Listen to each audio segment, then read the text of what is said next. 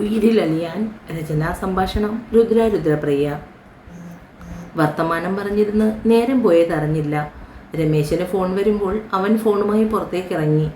രമേശ, ഇന്ന് പോകുന്നുണ്ടോ തിരിച്ച്? കാശിയുടെ ചോദ്യം കേട്ടപ്പോൾ അവൻ ആദ്യമൊന്ന് ആലോചിച്ചു. ഞാനും അതാണ് ആലോചിക്കുന്നത് കാശി. അമ്മ മാത്രമേ ഉള്ളൂ വീട്ടിൽ. ഞാൻ ചെല്ലാതിരുന്നാൽ? രമേശൻ വേണമെങ്കിൽ പൊയ്ക്കോ. രാജീവൻ അവരെ നാളെ സെൻറ്ററിലാക്കിയേക്കും. ശരി കാശി, ഓക്കെ, എന്നാൽ ഞാൻ ഇറങ്ങുന്നു. ഫോൺ കട്ടാക്കി രമേശൻ അകത്തേക്ക് വന്നു. ഞാൻ ഇറങ്ങട്ടെ? പോകുവാണോ ഏട്ടാ? രാധയ്ക്ക് വല്ലായ്മ തോന്നി. വീട്ടിൽ അമ്മ മാത്രമല്ലേടേ ഉള്ളൂ.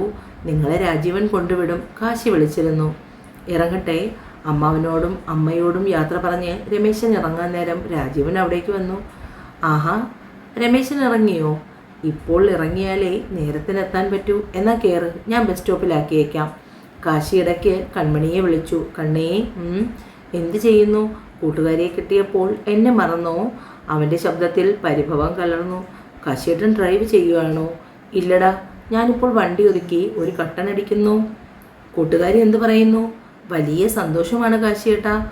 അമ്മയോട് സംസാരിക്കുവാണ് ഫോണിൽ. കാശിയേട്ടാ, എനിക്ക് കാണാൻ തോന്നുന്നു, സങ്കടം വരുവാ.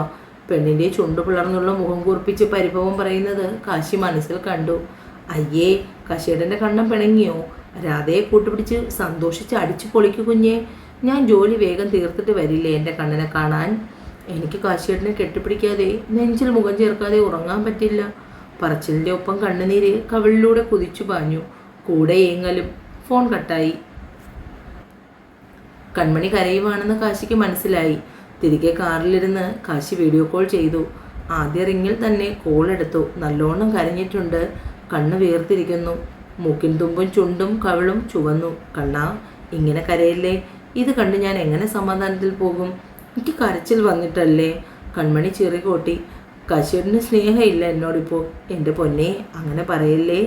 എൻ്റെ പൊന്നിനോടല്ലാതെ വേറെ ആരോടാ എനിക്ക് സ്നേഹം? കാശി നോക്കുമ്പോൾ പെണ്ണിന് ചെറിയ നാണം വരുന്നു. ഞാൻ തിരികെ വരണോ കണ്ണാ? കാശിക്ക് അവളുടെ സങ്കടം കണ്ടപ്പോൾ വല്ലാതെയായി. വേണ്ട. കൺമണി തല കുലുക്കി.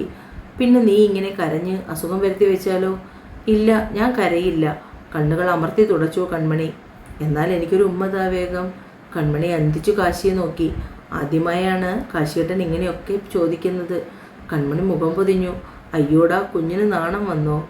തന്നെ ഇനിയും ഒരുപാട് ഡ്രൈവ് ചെയ്യാനുള്ളതാണ്. കൺമണി കാശിയെ നോക്കി ചുംബിച്ചു. കാശി അത് ക്യാച്ച് ചെയ്ത് നെഞ്ചിൽ ചേർത്ത് പിടിച്ചു. ഞാൻ എത്തിയ ഉടനെ മെസ്സേജ് ഇടാം, കാത്തിരിക്കേണ്ട. ഭക്ഷണം കഴിച്ച് കൂട്ടുകാരിയുമായി സംസാരിച്ച് കിടന്നുറങ്ങിക്കോ. കോൾ കട്ടായി. അപ്പോഴേക്കും രാധ അകത്തേക്ക് വന്നു. കണ്ണേ, നീ കരഞ്ഞോ? അവളുടെ കണ്ണുനീർ ഉണങ്ങിയ മുഖത്ത് നോക്കി രാധ ചോദിച്ചു. കാശിയേട്ടൻ പോയ സങ്കടമാണോ? കൺമണി അതേന്ന് തല കുലുക്കി. കണ്ണാ, നിനക്ക് അത്രയ്ക്ക് ഇഷ്ടമാണോ കാശിയേട്ടനെ? എൻ്റെ ജീവനാ, എൻ്റെ എല്ലാമാ. കൺമണി വീണ്ടും കരഞ്ഞു. അയ്യേ, ഇത്രയേ ഉള്ളൂ എൻ്റെ കൺമണി. ഡി, നീ ഇങ്ങ് വന്നേ, ഞാനൊരു കാര്യം പറയട്ടെ. എനിക്കൊരു പ്രേമം. രാധ പറഞ്ഞു തുടങ്ങിയപ്പോൾ കൺമണി അന്തം വിട്ട് രാധയെ നോക്കി. നമ്മുടെ ഷോപ്പിലെ പുതിയ ചെത്തുകാരനാണ്, ഒരു ചുള്ളൻ. ഇപ്പോൾ ഒരാഴ്ചയായി. വീടിനടുത്ത് പോകുമ്പോൾ എന്നെ ചെറുതായി നോക്കും. രാധ എന്തോ മഹത് കാര്യം പറയുന്നത് പോലെയാണ് കൺമണിയോട് പറയുന്നത്. അയ്യേ, ചെത്തുകാരനോ? നിനക്ക് എന്താ പെണ്ണേ, തലയ്ക്ക് സുഖമില്ലാതായോ? ഞാനിത് രമേശ് ചേട്ടനോട് എന്തായാലും പറഞ്ഞു കൊടുക്കും. കണ്ണാ, നീ അങ്ങനെയൊന്നും പറയരുത്. വീട്ടുകാരെന്തായാലും ഇപ്പോൾ എൻ്റെ വിവാഹം നടത്തി തരില്ല. അതുകൊണ്ട് എനിക്കും വേണ്ടേ എന്തെങ്കിലും മനസ്സുഖം. ഡി പോത്തേ, നിനക്ക് നല്ലൊരാലോചന ഞാൻ നോക്കിത്തരും. പക്ഷെ നീ ചെത്തുകാരൻ്റെ കാര്യം മിണ്ടിപ്പോകരുത്, സമ്മതിച്ചോ? നീ ഏറ്റാൽ പിന്നെ ഞാൻ ഡബിൾ ഓക്കെ അല്ലേ? രാധേ, നീ എൻ്റെ കൂടെ ഇവിടെ കിടന്നോ? അത് വേണ്ട, ഇവിടെ എന്തായാലും ഞാൻ കിടക്കുന്നില്ല. അപ്പുറത്തെ മുറിയിൽ എനിക്ക് നിനക്കും കൂടി കിടക്കാം, അതുപോലെ. ഇന്ന് ഒരു ദിവസത്തേക്ക് അമ്മ സമ്മതിച്ചതാണ്. നാളെ ആദ്യമായി ക്ലാസ്സിന് പോകുന്നതല്ലേ. നാളെ മുതൽ ഞാൻ ക്ലാസ് കഴിഞ്ഞ് തിരികെ വീട്ടിലേക്ക് പോകും. അമ്മയും ഏട്ടനും ഒറ്റയ്ക്കല്ലേ ഉള്ളൂ. അതുകൊണ്ട് പോയി വരുന്നതാണ് നല്ലത്. രാത്രിയിൽ കഴിക്കാനിരിക്കുമ്പോൾ കൺമണിക്ക് വീണ്ടും കാശിയെക്കുറിച്ച് ഓർമ്മ വന്നു. അതോടുകൂടി അവളുടെ ഉത്സാഹം മുഴുവനും കെട്ടു. രാഗിണി ചോറ് മുന്നിൽ കൊണ്ടുവന്ന് വെച്ചപ്പോൾ തന്നെ അവൾ വെറുതെ അത് നോക്കിയിരുന്നു. എനിക്ക് വേണ്ട അച്ഛാ, വിശപ്പില്ല. കൺമണി ശേഖരനെ നോക്കി. അതൊന്നും പറഞ്ഞാൽ പറ്റില്ല, ചോറ് കഴിച്ചേ പറ്റൂ. ശേഖരൻ തന്നെ ചോറും പാത്രവും കയ്യിലെടുത്ത് അതിൽ കറി പകർന്ന് ഓരോ ഉരുളകളാക്കി കൺമണിയെ നിർബന്ധിച്ച് കഴിപ്പിച്ചു. രാധ അതെല്ലാം നോക്കിയിരുന്നു. അച്ഛൻ്റെ സ്നേഹം അറിഞ്ഞിട്ടില്ലെന്ന് പറഞ്ഞ് കൺമണി ഒരുപാട് സങ്കടപ്പെട്ടിട്ടുണ്ട്. പക്ഷേ ഈശ്വരൻ എല്ലാ സങ്കടങ്ങളും മാറ്റി ഇപ്പോൾ സന്തോഷം നൽകി. രാധ ഈശ്വരന്മാരോട് നന്ദി പറഞ്ഞു. കഴിച്ചു കഴിഞ്ഞ് കൺമണിയും രാധയും റൂമിലേക്ക് ചെന്നു. വീണ്ടും പഴയ വിശേഷങ്ങൾ വാതോരാതെ സംസാരിച്ചു പൊട്ടിച്ചിരിച്ചു. ഇടയ്ക്ക് അമ്മയുടെ ഓർമ്മയിൽ കൺമണിയുടെ കണ്ണ് നിറഞ്ഞു. ആ സങ്കടവും രാധ മാറ്റി. നീ ഭാഗ്യം ചെയ്ത കുട്ടിയാണ് കണ്ണേ. അതുപോലെ നിന്റെ മനസ്സിൻ്റെ നന്മ മനസ്സിലാക്കി നിനക്കൊരു നല്ല ബന്ധം കിട്ടി. നിന്നോട് ഇവർക്കൊക്കെ എന്ത് സ്നേഹമാണ്. കണ്ടിട്ട് കൊതി തോന്നുന്നു ഇതുപോലെ സ്നേഹിക്കപ്പെടാൻ, രാധ പറഞ്ഞു. രാധേ, ഞാനൊരു കാര്യം പറഞ്ഞാൽ നിനക്കെന്നോട് ദേഷ്യം തോന്നുമോ? കൺമണി ചോദിച്ചു. നീ ഇങ്ങനെ വളച്ചു കിട്ടാതെ കാര്യം പറ പെണ്ണേ, രാധ ചൊടിച്ചു. ഡി, നീ ആ രാജീവേട്ടനെ ശ്രദ്ധിച്ചോ? കണ്ണൻ രാധയോട് ചോദിച്ചു. ഏത്, നിങ്ങളുടെ ഡ്രൈവറോ? രാധ കണ്ണുമിഴിച്ചു. എടി, രാജീവേട്ടൻ ഡ്രൈവറല്ല, കാശിയേട്ടൻ്റെ ഫ്രണ്ടാണ്. കുഞ്ഞിലേ ഇവിടുത്തെ കാര്യങ്ങൾക്ക് രാജീവേട്ടൻ മുൻപിൽ കാണും. രാജീവേട്ടന് വേറെ ജോലിയുണ്ട് പെണ്ണേ. നിനക്ക് രാജീവേട്ടനെ ഇഷ്ടമാണോ? കൺമണി രാധയോട് ചോദിച്ചു. അയ്യേ, എനിക്കിഷ്ടമല്ല. അയാൾ എപ്പോഴും എന്നെ കളിയാക്കും.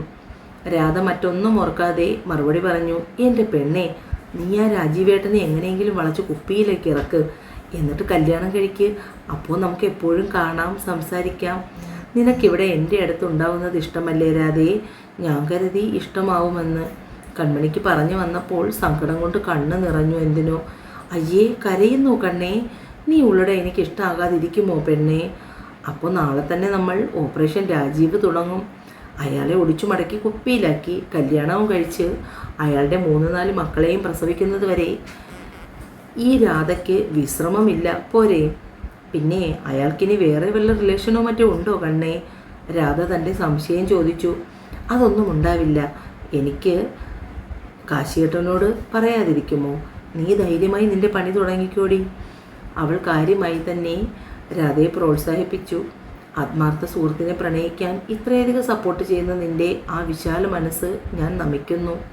2 പേരും കൂടി ബെഡിലേക്ക് കിടന്നു. കൺമണി രാധയെ ചുറ്റിപ്പിടിച്ചു. എത്ര നാളായടി നമ്മളിങ്ങനെ? അതിനെല്ലാം കൂടി ചേർത്ത് ഈശ്വരൻ നിനക്ക് തന്നതാണ് കാശിയേട്ടനെ. അല്ല കണ്ണേ, ഞാൻ നിന്റെ ഒരേ ഒരു കൂട്ടുകാരിയല്ലേ. നമ്മൾ തമ്മിൽ പരസ്പരം എന്തെങ്കിലും കാര്യങ്ങൾ പറയാതിരുന്നിട്ടുണ്ടോ? പക്ഷേ നീ നിന്റെ ആദ്യ രാത്രി അതിനെക്കുറിച്ചൊന്നും പറഞ്ഞില്ലല്ലോ ഇതുവരെ. അതോ ഇനി അങ്ങനെയൊന്നും നടന്നിട്ടില്ലെന്നോ? രാധ അറിയാനുള്ള വെപ്രാളത്തിൽ കൺമണിയോട് ചോദിച്ചു. എൻ്റെ രാധയെ, അതൊന്നും ഞങ്ങളുടെ ഇടയിൽ നടന്നിട്ടില്ല. പരസ്പരം മനസ്സിലാക്കി നല്ല ഫ്രണ്ട്സായി ഇരുന്നതിന് ശേഷം അതൊക്കെ മതിയെന്നാണ് ഞങ്ങളുടെ തീരുമാനം. കൺമണി വച്ചടിച്ചു. രാധയുടെ മുഖത്തുണ്ടാകുന്ന ഞെട്ടൽ കൺമണി കാണുകയും ചെയ്തു. അപ്പോൾ പിന്നെ നിങ്ങൾ തമ്മിൽ? നീ അത് വിട്ടേ, നമുക്ക് ഉറങ്ങാം. രാവിലെ നേരത്തെ എഴുന്നേറ്റ് റെഡിയാകാനുള്ളതാണ്. കൺമണി പുഞ്ചിരി മറച്ചു പിടിച്ചു.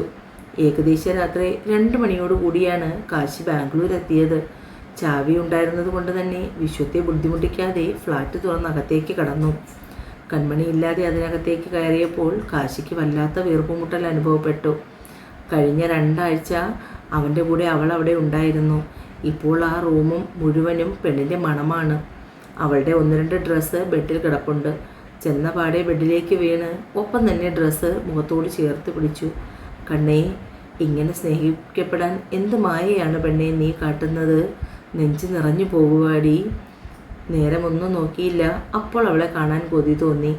ഫോൺ കയ്യിലെടുത്ത് നമ്പർ ഡയൽ ചെയ്തു. ഒറ്ററിങ്ങിൽ തന്നെ കോൾ അറ്റൻഡായി.